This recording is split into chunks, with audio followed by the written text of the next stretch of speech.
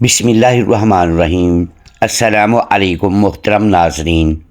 اسماعیلی شیعہ فرقہ کب وجود میں آیا اور یہ امام حسن یا حسین دونوں میں سے کس کی اولاد میں سے ہیں، اور اس فرقے کا دیگر شیعہ کے فرقوں سے کیا اختلاف ہے؟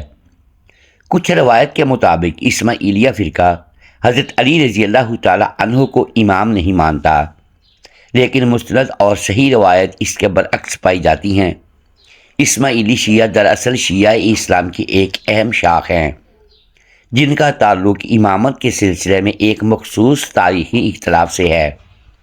اثنا عشریوں کا سلسلہ امامت سیدنا علی رضی اللہ تعالی عنہ سے شروع ہوتا ہے، لیکن اسماعیلیوں کا سلسلہ امامت سیدنا حسن رضی اللہ تعالی عنہ سے چلتا ہے، اور سیدنا علی رضی اللہ تعالی عنہ کو پہلا امام نہیں مانتے کہ وہ حضور اکرم صلی اللہ علیہ وآلہ وسلم کی اولاد میں سے نہیں۔ ان کے عقیدہ میں امامت صرف اولاد سیدہ فاطمہ رضی اللہ تعالی عنہ کے لیے ہے۔ حضرت علی رضی اللہ تعالی عنہ کو وصی کہتے ہیں، امام نہیں۔ حضور صلی اللہ علیہ وآلہ وسلم کے بعد انہیں آپ کا جانشین مانتی ہیں، امام نہیں مانتے۔ ان میں سے ایسے لوگ بھی ہیں جو سیدنا علی رضی اللہ تعالی عنہ کو پہلا امام مانتے ہیں، لیکن وہ سیدنا حسن رضی اللہ تعالی عنہ کو امامت میں نہیں لیتے کہ انہوں نے امامت سیدنا امیر معاویہ رضی اللہ تعالی عنہ کے سپرد کی تھی۔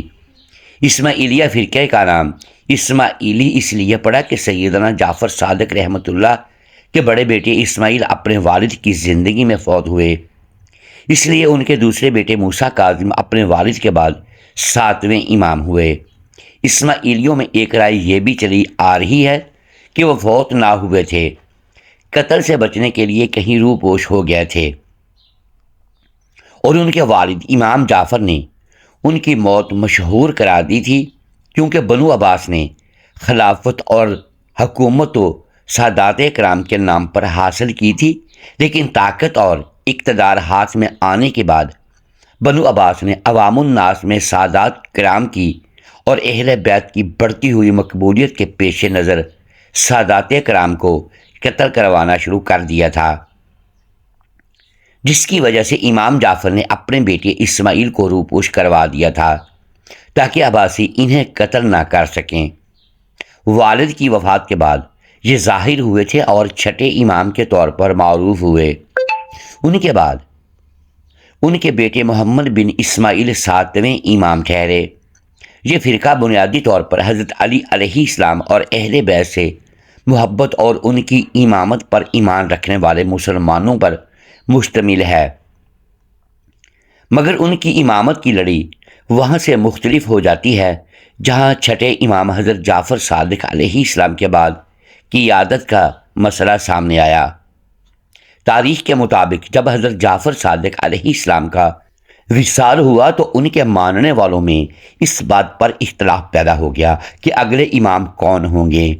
ایک بڑی جماعت نے حضرت موسیٰ کاظم علیہ السلام کو 7واں امام تسلیم کیا، اور یہ سلسلہ آگے چل کر اثنا عشری یا 12 امامی شیعہ کہلایا، جبکہ ایک دوسری جماعت کا عقیدہ تھا کہ اصل جانشین حضرت اسماعیل بن جعفر تھے، جو حضرت جعفر صادق علیہ السلام کے بڑے صاحبزادے تھے۔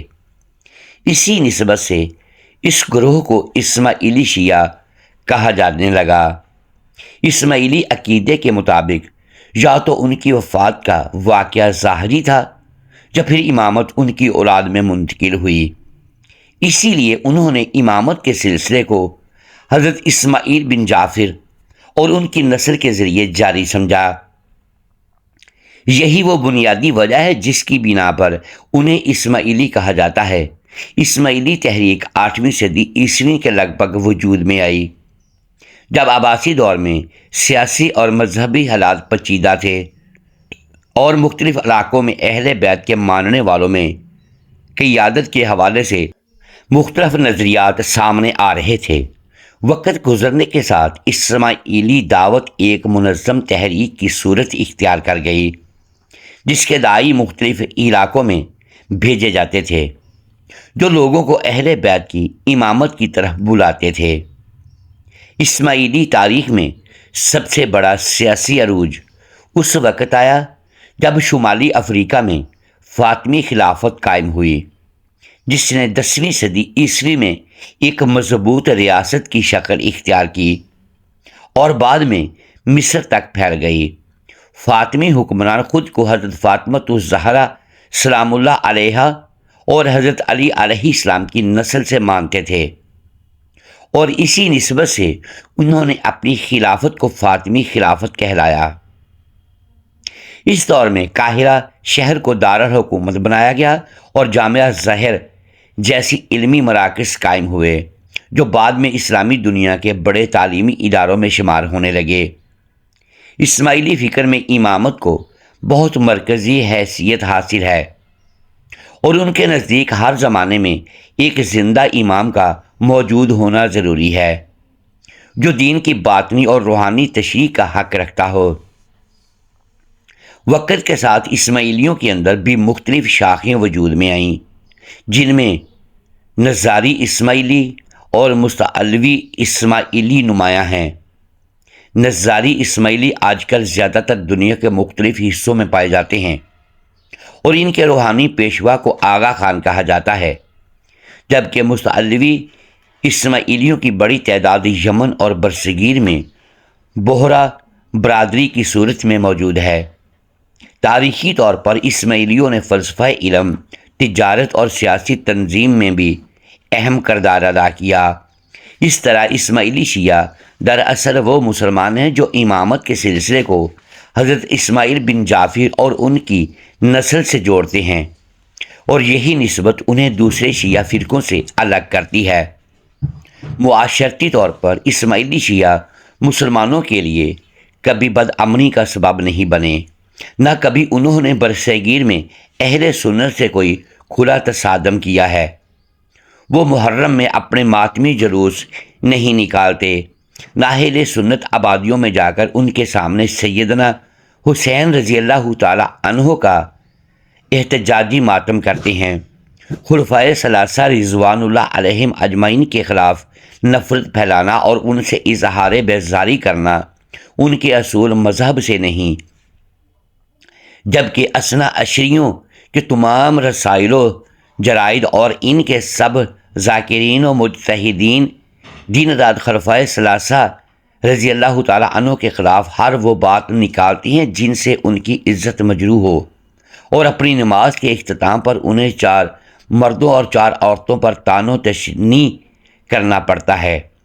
اسماعیل عام مسلمانوں میں رشتہ نکاح نہیں کرتے، ان کی اپنی معاشرت ہے اور وہ اسی دائرے میں رہتے ہیں۔ مسلمانوں کے سیاسی امور میں وہ کبھی فریق نہیں بنتے، ہاں قومی سطح پر ان کی ہمدردیاں مسلمانوں کے ساتھ ہوتی ہیں۔ جب کبھی ان پر کوئی آفت آئی یہ ان کی مدد بھی کرتے ہیں۔ یہ اپنے مذہب کے فیصلے پہلوں سے یا کتابوں سے نہیں لیتے، یہ اپنے فیصلے اپنے حاضر امام سے لیتے ہیں۔ مذہبی امور میں ان میں سب سے زیادہ لچک پائی جاتی ہے۔ حالات کے مطابق ان کے حاضر امام جب کروٹ بدلیں ان کے لیے وہ ایک مذہبی راہ ہے جو ان کی سہولت کے لیے اختیار کی گئی ہے۔ اثنا عشریوں کے ساتھ یہ چھٹے امام تک چلتے ہیں، لیکن وہ اثنا عشریوں کی کتابوں کو درست نہیں مانتے۔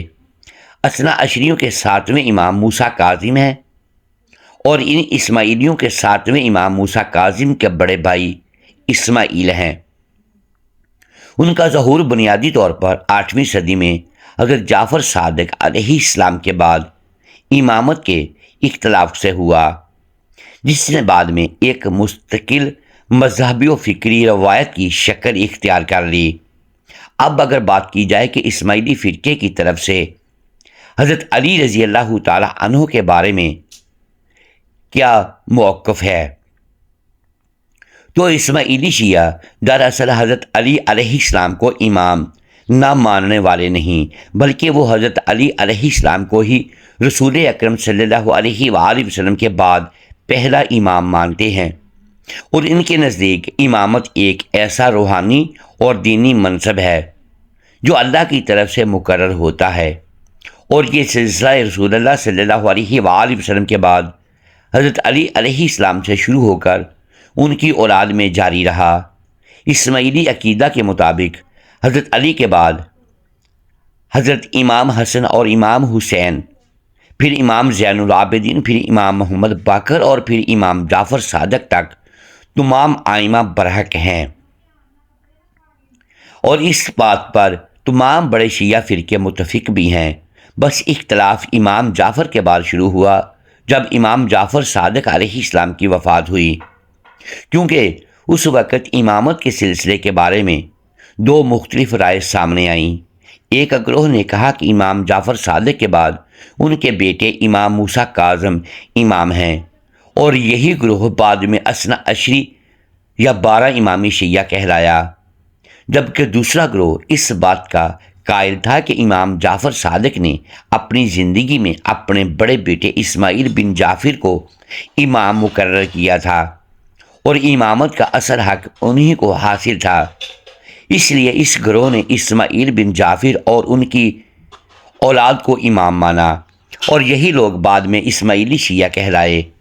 اسماعیلی عقیدہ کے مطابق اگرچہ اسماعیل بن جعفر کا انتقال امام جعفر صادق کی زندگی میں ہی ہو گیا تھا، لیکن وہ اس بات پر یقین رکھتے ہیں کہ امامت کا سلسلہ اسماعیل کی نسل میں جاری رہا، اور ان کے بیٹے محمد بن اسماعیل کو امام مانا گیا، اور پھر ان کی نسل میں اماموں کا سلسلہ آگے بڑھتا رہا، جبکہ اثنا عشری شیعہ کے نزدیک 12ویں امام امام مہدی غیبت میں ہیں۔